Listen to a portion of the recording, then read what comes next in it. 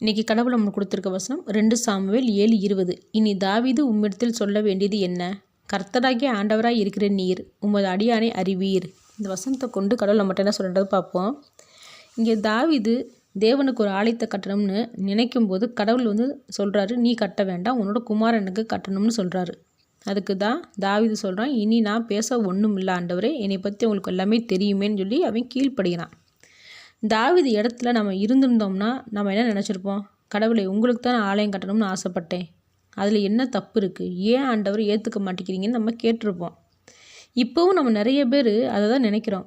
உங்களுக்கு தான் நான் ஆண்டவரை செய்யணும்னு ஆசைப்பட்றோம், ஏன் இந்த ஊழியத்தை ஆசீர்வதிக்க மாட்டேங்கிறீங்க, ஏன் உங்களோட ஆலயத்தை எங்களுக்கு இடம் கொடுக்க மாட்டேங்கிறீங்க, இப்படி எத்தனையோ விஷயங்கள் நம்ம கேட்குறோம், யோசிக்கிறோம். இங்கே கடவுளோட திட்டத்துக்கு எதிர்த்து தாவீது ஒன்றுமே பேசலை.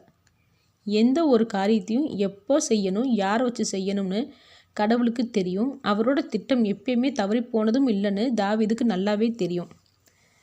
ஏன்னா கடவுளோட வார்த்தை அவனோட வாழ்க்கையில் ஒன்று கூட இது வரைக்கும் தவறி போனது இல்லை. அதனால தாவீதுக்கு நல்லாவே தெரியும்.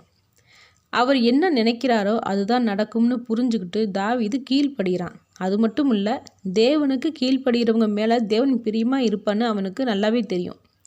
அதுக்கப்புறம் தான் கேட்குறான், என்னோட குடும்பத்தை எப்பயுமே ஆசீர்வதிங்கன்னு சொல்லி வேண்டிக்கிறான். முதல்ல கீழ்ப்படிதல், அப்புறம்தான் வேண்டுதல் செய்கிறான். அதே போல் கடவுளும் அவன் வீட்டை ஆசீர்வதிக்கிறாரு. நாமளும் கடவுளோட திட்டம் என்னான்னு ஆராயிறதை விட்டுட்டு எதிர்த்து கேள்வி கேட்காம கடவுள் என்ன சொல்கிறாரோ அதுக்கு கீழ்ப்படியணும். அதுக்கப்புறம் வேண்டுதல் செய்யும்போது நாம் வேண்டிக் கொண்டதை கடவுள் கொடுப்பாரு. ஆமேன்.